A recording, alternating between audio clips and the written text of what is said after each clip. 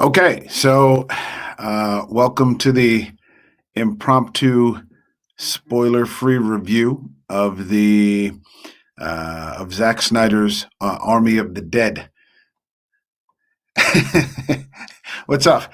We got Mike's here, and he said the wife is asleep, and I can finally be alone with YouTube. Let's do it live. That's right, we're going to do it live. We're like O'Reilly here. So I don't know how many people are going to catch this. I think there's another stream running with some other people tonight, so I just decided to do this within the last 45 minutes or so, or whatever. But I had an opportunity to catch Zack Snyder's Army of the Dead, and it was a lot of fun. I haven't had a real reason to watch Netflix in a while. I guess because of COVID, a lot of the programming has been halted, and people just haven't been creating content for their series or whatever. Um, and I'm thinking that maybe this is one of the last big streaming dumps for big theatrical directors who are putting their programming on HBO or Netflix or Hulu or whatever it is. I think things are starting to open up again. Thank God. Pubs and restaurants are at 100% capacity, I think, and probably by the end of the summer, the theaters will be open again as well. So this may be the last, sort of blockbuster movie that gets released to streaming. It runs at about 2.5 hours. Um, it's got a lot of fun in it. I personally, on my bucket list, one of these things. Well, let's just kind of get to it. Zack Snyder's having a great year. I'll talk about the other thing in a minute. Zack Snyder's having a great year. He released the Snyder Cut, I guess, about 2 months ago. And I thought that was fantastic on HBO Max, and they may be working on keeping the Snyderverse going, which is what I think every DC fan wants. It's not what the suits want, but it's what the fans want. So hopefully that will continue. There are a lot of people out there who say, "Oh, it's so long. It's such a long movie." Fuck those people. Those are people that probably watch. They probably read abridged books or something like that. So who really gives a shit what they think? But this is a fantastic and fun film. It has a lot of nods to a lot of classic horror films, a little bit of an homage in several places. I'm not going to name what those films are, but they're great to watch. They're great to see. It stars Dave Bautista, and I saw someone on Twitter earlier say that they were deciding whether to watch, one movie that they always watched and have seen like 4 billion times, or to watch some, Dwayne Johnson wannabe, I guess referring to Dave Bautista. I'll say this. I can't remember I like The Rock. I have nothing against The Rock, but I can't remember the last time I've seen a movie with The Rock in it. I can't. I think the last one so long ago. I was living in India, and I happened to see. Um, I think it was the Hobbs and Shaw movie, just because it was something to do with a buddy of mine. But Dave Bautista is in this. I thought it was a pretty good movie. It had a really good cast. You had the always great Garrett Dillahunt. Didn't have a lot of big names. You had the always fun Theo Rossi. Um, Hold on, we got Monty here in the show. That was an okay movie. Yeah, I thought it was an okay movie too, man. I really enjoyed it. It was one of those where I did exactly what I was supposed to do for a movie like this. I think I laid down on the couch and just sat down and relaxed and propped some pillows up and watched a good old fashioned ass zombie movie. Skyscraper. Yeah, I didn't see that. I didn't see Skyscraper. Maybe I'll get to it one of these days, but just haven't gotten around to it. But the point that I was making is that I like Dave Bautista. When I think of Dave Bautista, I think of Guardians of the Galaxy. I think of the opening scene of Blade Runner 2049. I think of Spectre. So I have no problems with Dave Bautista. If Dave Bautista's in a movie, I probably want to see it. The premise of this movie in particular, there's some sort of military. I'm not going to give away spoilers because it's just opened this weekend. Um, Military transport overturns and creates kind of a zombie takeover of Las Vegas.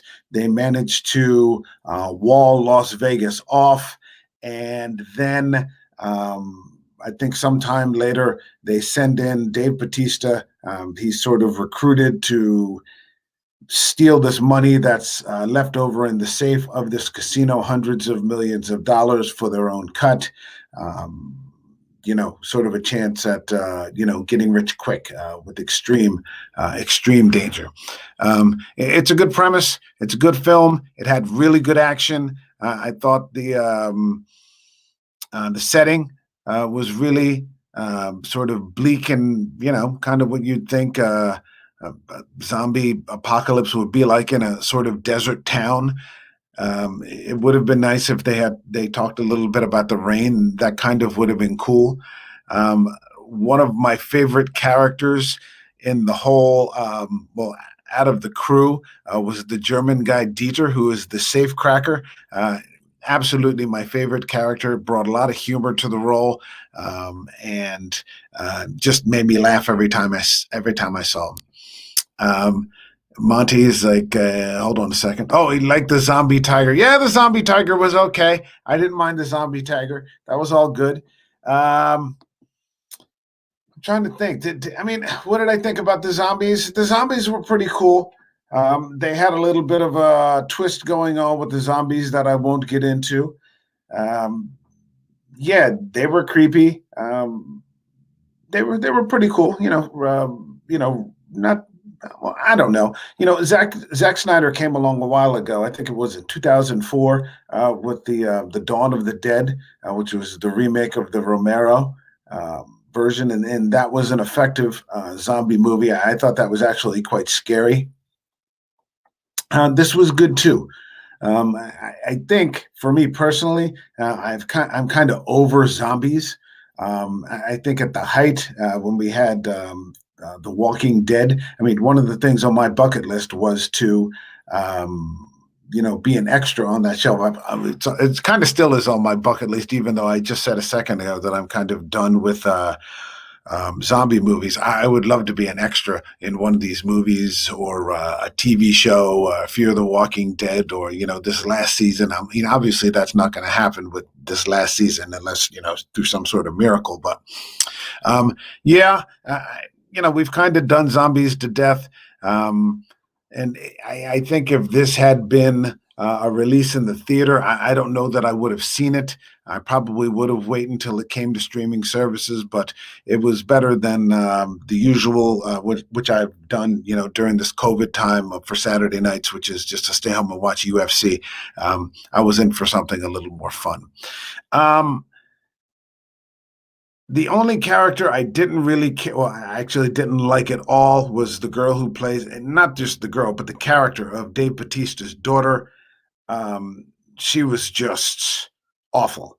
Not necessarily an awful performance. I think she's written not to be an appealing character, and she plays that role to perfection. I did not find her appealing in the least. Yeah, just really, really annoying. Yeah. As I won't get into too much. I'll talk for a minute about the ending. It had what could have been a satisfying ending, and then it decided to go for about another 5 minutes, which started out like it was going to seem okay, and then it just, kind of went in a different direction, which wasn't dissatisfying. But if they had cut it off without that last 5 minute segment, I think that would have been a satisfying ending. Despite the fact that they did it so well and in that segment that you actually forgot to be angry and annoyed. And I thought that was impressive. Extremely well written and well performed ending sequence. But then, of course, I'm talking about without that little 5 minute thing that happens at the end, and specifically the way that ended. If it had ended in a different way, which would have been, and I won't get into what. Maybe down the road I'll talk about it with people. I would have enjoyed it a lot more. So it's 2 hours and 28 minutes. I would suggest you spend some time this weekend. If you're up late tonight, it's not too late to start. Tomorrow, if you're laying around, it's hot outside. I'm cutting back on the screen time because it is getting warm out, and I've spent a lot of time getting this thing off the ground.